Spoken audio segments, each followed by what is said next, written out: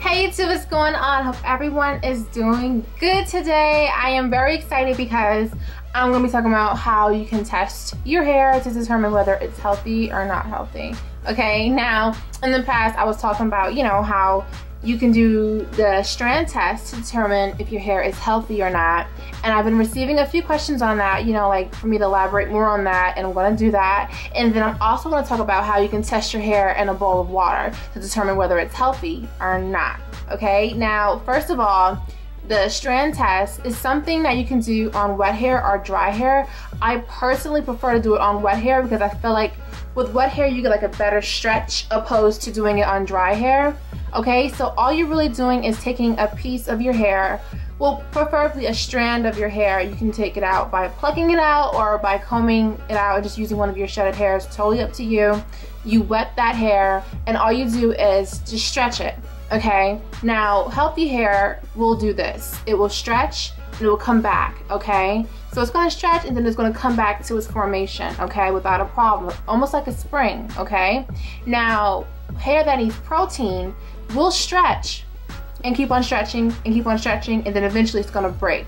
Okay, so basically hair that lacks protein has no structure to it. All right, so it's just gonna be all gumby and mushy and weak and just go in all sorts of directions. Okay, now hair that lacks moisture, once you stretch it, it's gonna break immediately. It's just going to break because it's just dry. Okay, so that's pretty much the strand test. I recommend doing it periodically. I do it a couple of times, about maybe once a month maybe.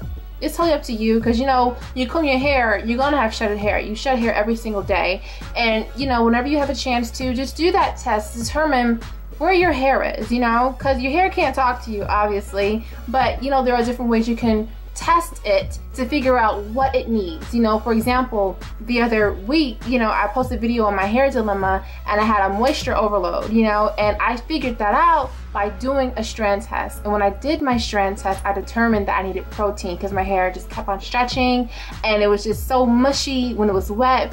So doing different tests are very, very important. Okay, so that's the whole strand test. Okay, now the other test I want to talk about is how healthy hair floats. So all you're going to do is get a bowl of water, okay, and with a piece of hair, shedded hair, whatever, drop that hair into the water. Okay, now if your hair is healthy, it's going to float.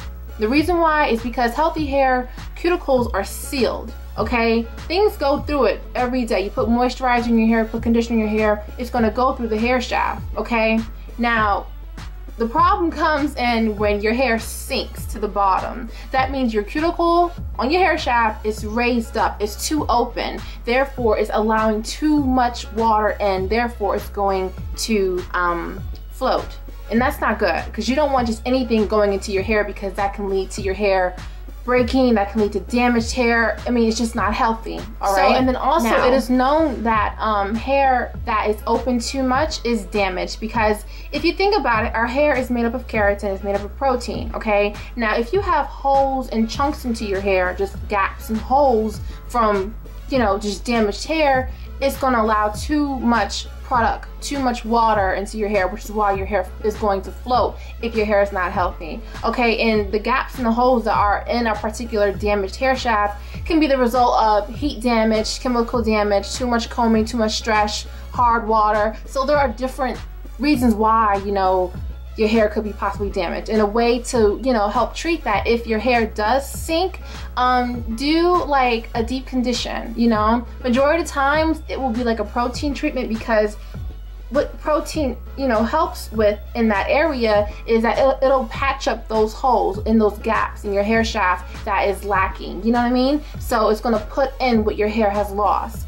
So I would recommend a really good, protein, moisture, conditioning treatment, like the Organic Stimulator reconditioning. Is it reconditioning? It's a yellow pack. I know the name, but it's replenishing. The ORS replenishing conditioning pack. I would definitely recommend that for protein and moisture. So I mean, yeah, you can definitely do deep treatments, deep conditioning treatments. I would recommend laying off heat. Don't use too much heat. I know for me, when I first started my hair journey, I used to flat iron my hair every single day. I didn't know too much about heat damage, so that was something that I did all the time. So if your hair does sink, I would recommend doing a, you know, a nice conditioning treatment, or just, you know, staying away from heat, you know, or just, in a sense, building your regimen up where you're not using heat all the time, okay? So yeah, those are the 2 tests that I wanted to talk about. If you have any questions on them, let me know. And once again, I do these things periodically just to know where my hair is at, okay? So yeah, that's it. I love you guys so much. Take care. Bye.